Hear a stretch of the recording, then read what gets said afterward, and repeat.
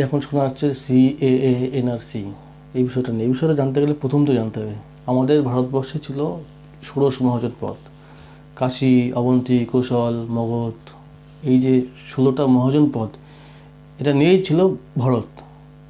বিশ্বের প্রত্যেকটা স্থান ছিল ভারতের মধ্যেই। তারপর আস্তে আস্তে কালক্রমে সেটা ছোটো ভাগ হতে হতে হতে, তখন ছিল রাজতন্ত্র, ছোটো ভাগ হতে হতে হতে ভারতবর্ষ আসলো।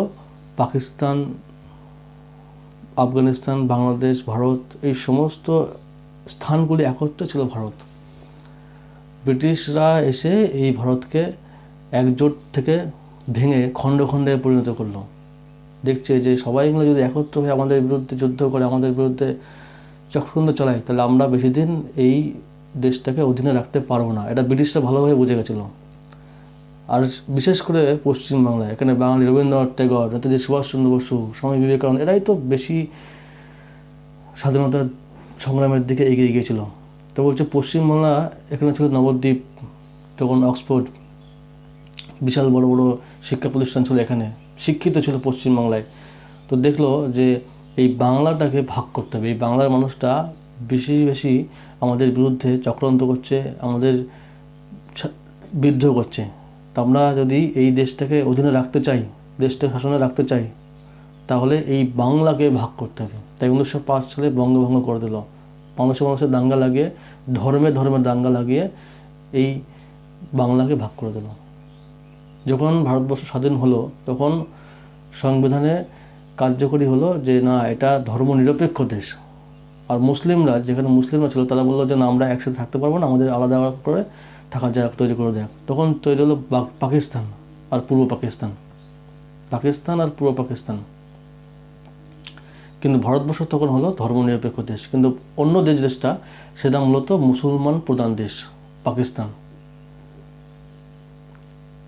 এইবার দেশ স্বাধীন হওয়ার পর থেকে আজকে 2024 সাল, এর মধ্যে প্রচুর মানুষ যারা ওই পাকিস্তান থেকে, আফগানিস্তান থেকে আমাদের দেশে এসেছে। এইবার দেখুন, সেটা তো পাকিস্তান, সেটা তো মাত্র মুসলমানদের বসবাস করার জন্য দেশটা আলাদা করে দেওয়া হয়েছে। 1971 সালে সেটা পূর্ব পাকিস্তানটা বাংলাদেশ পরিণত হয়েছে। কিন্তু ওরা তো মূলত মুসলমানদের জন্য দেওয়া হয়েছে। তারা হচ্ছে সংখ্যাগরিষ্ঠ, আর হিন্দুরা হচ্ছে সংখ্যালঘু। তো সংখ্যালঘু মানুষ যেখানে, যারা ওখানে আছে, তাদের তো বিভিন্ন অত্যাচার, নিপীড়নে তো হবেই, স্বাভাবিক ব্যাপার। কারণ সংখ্যালঘু, তারা মাত্র কয়েকটা খুব কম শ্রেণীর মানুষ সেখানে থাকে, হতেই পারে। তারা যদি শরণার্থী হয়ে এই দেশের আশ্রয় চায়, সেটা লিগালি, সেটা বোঝা যায়, তার একটা যুক্তিসঙ্গত কারণ আছে, তাদেরকে সেই নাগরিকত্ব দেওয়া উচিত। কিন্তু কিন্তু যদি সেখানে সংখ্যাগরিষ্ঠ হয়েও তারা যদি এখানে আশ্রয় নেয়, সেটা কীভাবে? হ্যাঁ, হতে পারে যে তারা হয়তো কোনো কিছু অর্থনৈতিক সুবিধার জন্য এখানে আসছে, বা তারা চিকিৎসার সুবিধার জন্য এখানে আসছে, হতে পারে। তার একটা নিয়ম আছে, তার একটা প্রসিডিওর আছে, সেই প্রসিডিওর মেনেই করুক, কোনো আপত্তি নেই।